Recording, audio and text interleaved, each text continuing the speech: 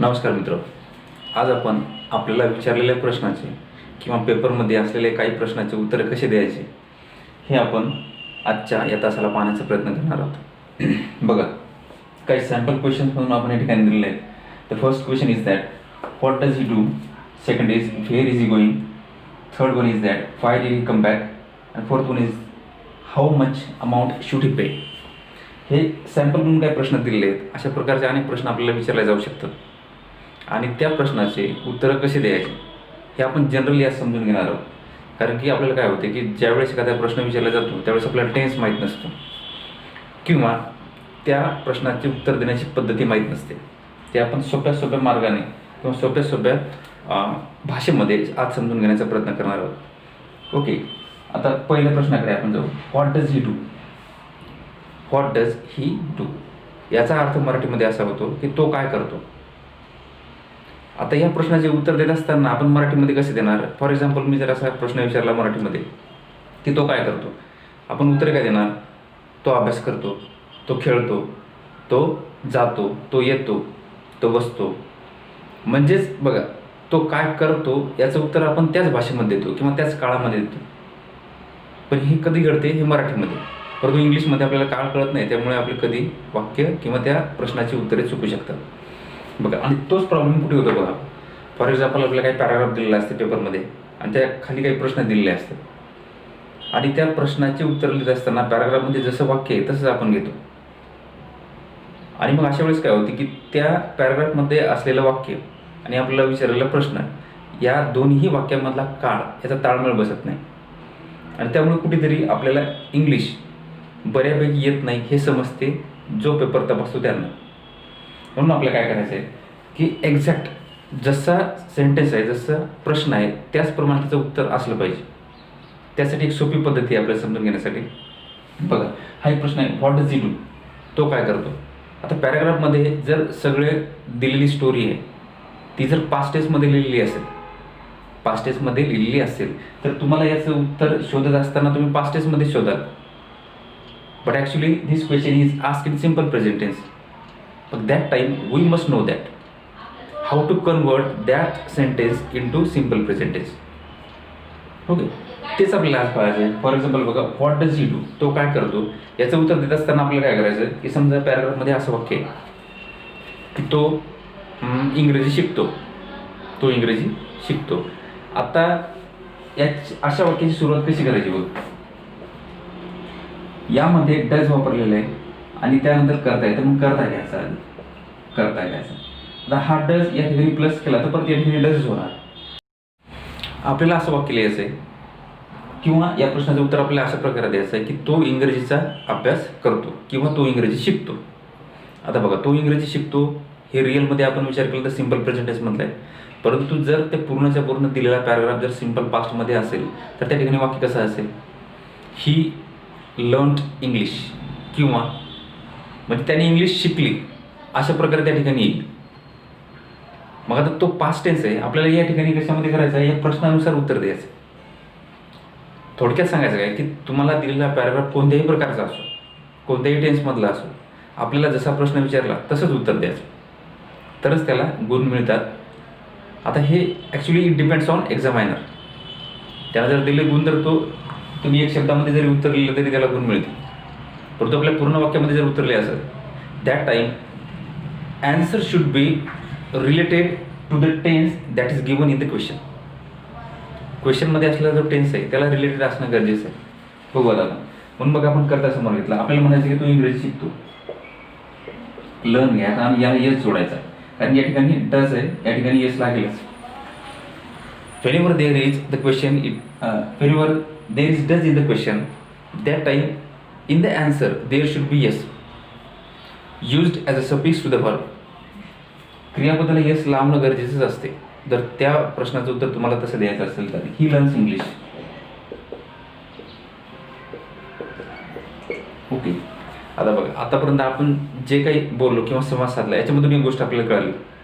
आपल्याला जे उत्तर द्यायचं असते ते उत्तर विचारलेल्या प्रश्नाच्या काळानुसार द्यायचं असतं. म्हणजेच काय, मला जर असं विचारलं की मी काय करतो, मला कोणतरी विचारलं की तुम्ही काय करता, मी म्हणेल मी इंग्रजीचा अभ्यास करतो. बरोबर, टेन्सनुसार दोन्ही वाक्य व्यवस्थित आले. मी असं नाही म्हणणार की मी इंग्रजीचा अभ्यास करत आहे, हे असं जर म्हटलं चुकीचं आहे. बिकॉज मी इंग्रजीचा अभ्यास करत आहे असं जर आपण म्हटलं, it is in continuous present tense आणि ते question is ask in simple present tense. त्या ठिकाणी सिमिलरिटी आपल्याला दिसत नाही वाक्याच्या अर्थामध्ये. म्हणून आपल्याला दिलेल्या प्रश्नाचं उत्तर शोधण्यासाठी किंवा उत्तर लिहिण्यासाठी थोडंफार टेन्सची मदत घ्यायची असते. या ठिकाणी डज आहे म्हणून आपण क्रियापदाला एस जोडला. या प्रश्नाचं उत्तर आपल्याला मिळालं. Second question is that fair is going. Fair is going. आता दिलेल्या पॅराग्राफमध्ये याचं उत्तर आहे बघा. या प्रश्नाचा अर्थ काय, तो कुठे जात आहे. आता पॅराग्राफमध्ये तो गावाला जात होता, तो घरी जात होता, असे वाक्य असतील. मग अशा वेळेला तो पास्ट टेन्स आहे, जात होता. मग तुम्ही जसं तसं नाही घ्यायचं. या ठिकाणी आपल्याला सवय काय लागलेली असते, आपण पॅराग्राफमधून प्रश्न चूज करत असताना काय करतो, कुठेतरी सारखे शब्द दिसत काय पाहतो. म्हणजे प्रश्नामध्ये आणि त्या पॅराग्राफमध्ये कुठे सारखे शब्द आहेत का, सिमिलर वर्ड्स आहेत का, ते शब्द बघतो आणि पूर्णच्या पूर्ण वाक्य लिहून टाकतो. त्याच्यामुळे काय होतं की त्या पॅराग्राफमधला टेन्स वेगळा असतो आणि प्रश्नामधला वेगळा असतो, हे आपल्याला समजतं. आपल्याला तेच करायचं नाही. आपल्याला प्रश्नाचा काळ समजून घ्यायचा आणि त्या प्रश्नानुसार आपल्याला उत्तर द्यायचं. म्हणून या ठिकाणी बघा, where is going, it is in present continuous tense. Therefore, the answer of this question should be in the same sentence. So, in the same tense. Means उत्तर तुमचं हे चालू वर्तमान काळामध्येच असलं पाहिजे. Fair is going. मग उत्तर कसे असतील, तो इथे जात आहे, तो तिथे जात आहे. मग पॅराग्राफमध्ये समजा असं असेल की तो शाळेत जात आहे. मग आपण काय कराल, याचं उत्तर लिहित असताना ही समोर घ्यायचं, इज घ्यायचं, गोईंग घ्यायचं, going to the school. He is going to the school. तो शाळेत जाते. आता बघा, या प्रश्नामध्ये आणि या उत्तरामध्ये एकच टेन्स. सगळ्यात महत्त्वाचं टेन्स शिकणं. If you want to learn English, first step to learn English is that tense. तुम्हाला किमान टेन्स कळायला पाहिजे, कोणत्या काळामध्ये मी बोलते, म्हणजेच आपल्याला त्या संबंधित काळामध्ये त्याला इंग्लिशमध्ये कन्वर्ट करता येईल. नाहीतर आपण आपल्या मनामध्ये वेगळ्या काळामध्ये विचार करतो आणि बोलत असताना आपण दुसऱ्याच काळामध्ये बोलतो. त्यामुळे कुठेतरी आपले मिनिंग चेंज होतात, बदलतात. ठीक आहे. तिसरं बघा, why did he come back.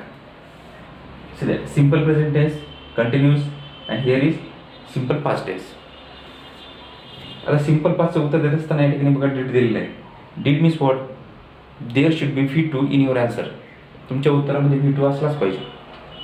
क्रियापदाचं दुसरं रूप असणं गरजेचं असते. ठीक आहे. साध्या गोष्टी लक्षात ठेवायच्या. प्रश्नामध्ये जर डीड असेल, if there is did in the question, that time there should be second form of the verb in your answer. It has to be taken in our mind. कुठेतरी आपण डोक्यात ठेवलं पाहिजे. डीड असेल, क्रियापदाचं दुसरं रूप पाहिजे. आता याचं उत्तर लिहित असताना आपण काय करायचं, सुरुवात आपण करू शकतो. Why did he come back. Okay. आता याचं उत्तर लिहित असताना प्रश्न बघ, काय, व्हाय, का. आणि मराठीमध्ये सुद्धा आपल्याला कारण जर प्रश्न विचारला तर आपण त्याची सुरुवात कशाला करतो, कारण. म्हणून आपण करायचं कारण, बिकॉज कॉम. बिकॉज नंतर कारण कोणतं असू शकते. आता या ठिकाणी काही फिक्स आपला पॅराग्राफ नाही, त्यामुळे आपण एक मनानं कोणते कारण घेऊ. Okay. Why did he come back. तो परत का आला. तो परत का आला तर आपल्याला असंच उत्तर द्यायचं साध्या भूतकाळामध्ये. तो परत का आला तर म्हणून आपण because he wanted to meet his friends. Okay, this is the answer of this question. There is did, it means there should be V2, and in your answer wanted is a second form of want. Wanted is a second form of want. मी आधीच बोललो होतो की ज्या वेळेस प्रश्नामध्ये did शब्द असतो त्यावेळेस तुमचं उत्तर जे कोणतं तुम्ही उत्तर लिहिणार आहात त्यामध्ये क्रियापदाचं दुसरं रूप असणं गरजेचं असते. म्हणून या ठिकाणी बघा, वॉन्टेड हा शब्द जे आपण घेतला हे क्रियापदाचं दुसरं रूप आहे. म्हणून याचा अर्थ बघा, दोन्ही याचा अर्थ जर आपण विचार केला तर साध्या वर्तमान काळाचाच निघतो. व्हाय डिड ही कम बॅक. तो परत का आला, कारण त्याला त्याच्या मित्राला भेटायचं होतं. हे दोन्ही एस प्लस V2 असतं. कारण डिड या ठिकाणी टाकलं म्हणजे केम होणार, ही केम. नंतर ही वॉन्टेड. आता S plus V2. It means both of the sentences are in simple past tense. And his mother, it is very important. We should know the tense of the question only then and there. We can get our answer correctly. आपल्याला आपलं उत्तर correct मिळेल. कारण की टेन्सनुसार जर तुम्ही उत्तर लिहिण्याचा प्रयत्न केला तर त्यालाच तुम्हाला कुठेतरी इंग्लिश समजली असा त्याचा अर्थ काढला जातो, किंवा तुम्हाला वैयक्तिक किंवा स्वतः काहीतरी वेगळं इंग्लिशमध्ये लिहिता येते. कारण की पॅराग्राफमधून उत्तर पाहून लिहिणं कोणालाही कळतं. हा एक प्रश्न आहे, त्याला रिलेटेड काही शब्द आहेत का, त्यामध्ये काही शब्द आहेत का, ते शोधायचे आणि लिहायचे. परंतु आपल्याला तसे कधी उत्तर नाही लिहायचे. हां, ज्यावेळेस आपल्याला पर्यायच नाही, काहीच नाही समजलं, तर त्यावेळेस तुम्ही प्रश्नामधले असणारे शब्द आणि पॅराग्राफमध्ये असणारे शब्द ते कुठेतरी मॅच करून लिहू शकता. परंतु तुम्हाला जसंच्या तसं उत्तर लिहायचं असेल, आता ह्याच्या गोष्टी आपण पाहत आहोत, हे दोन अर्थाने आपण पाहत आहोत. एक तर परीक्षेमध्ये लिहित असताना आणि दुसऱ्या वेळेस आपण प्रॅक्टिकल लाईफमध्ये बोलत असताना. आपण प्रॅक्टिकल लाईफमध्ये इंग्लिश बोलत असताना सुद्धा अशाच प्रकारचे प्रश्नाचे उत्तर द्यायचे असते. फॉर एक्झाम्पल, आपल्याला जर हा एक प्रश्न विचारला, fair had you gone yesterday, fair had you gone yesterday, काल तुम्ही कुठे गेला होता, याचं उत्तर आपल्याला असंच द्यायचं की मी काल इथे इथे गेलो होतो. म्हणजे दोन्ही वाक्यामध्ये जे टेन्स आहेत ते सारखे असले पाहिजे. फॉर एक्झाम्पल, आपल्याला एक प्रश्न विचारला, परत सांगतो, where had you gone yesterday, याचं उत्तर मी काय देईन, I had gone to school yesterday. दोन्ही याचे उत्तर अगदी एकाच काळामधले असले पाहिजे. ठीक आहे. लास्ट प्रश्न आहे, how much amount should he pay. How much amount should he pay, याच्यामध्ये बघा एक ऑक्झिलरी व्हर्ब वापरलेला आहे, त्यामध्ये आपण शुड घेतलेला आहे. मग अशा वाक्यामध्ये उत्तरामध्ये सुद्धा शुडच आला पाहिजे. If you want to write or if you want to give the answer in full sentence, that's time there should be should असा हवा लागतो. त्याचं उत्तर कसं लिहायचं मग, ही नंतर हा शुड. बघा, करता घेतला आपण आधी, त्यानंतर हा शुड घेतला. He should pay 100 rupees. He should pay 100 rupees. Okay, याच्यामध्ये सुद्धा शुड असायला, कारण की प्रश्नामध्ये शुड आहे म्हणजे याच्यामध्ये शुड असायला पाहिजे. आता एकंदरीत आपण हे 4 प्रश्न पाहिले. या 4 प्रश्नामधून आपल्याला कळालं की उत्तर देत असताना आपल्याला दिलेला प्रश्न चांगल्या प्रकारे वाचायचा, कोणत्या काळामध्ये समजून घ्यायचं आणि नंतरच त्याचं उत्तर लिहायचं, तेही त्याच काळामध्ये, ज्या काळामध्ये तो प्रश्न विचारला. नाहीतर दोन्ही याचे अर्थ वेगळे निघू शकतात. आपण असं तर कधी म्हणू शकत नाही ना की उदाहरणार्थ तुम्ही आज कोणतं पुस्तक वाचलं, आपल्याला प्रश्न विचारला, आज तुम्ही कोणतं पुस्तक वाचलं, which book did you read today. याचं उत्तर मी असं नाही देणार की मी महात्मा गांधीचं पुस्तक वाचत आहे. आपल्याला प्रश्न विचारला कोणतं पुस्तक वाचलं, त्याचं उत्तर मी वाचलं मध्येच देणार, म्हणजे सिंपल पासमध्येच देणार. Which book did you read today and the answer of this question will be I read the book of Mahatma Gandhi.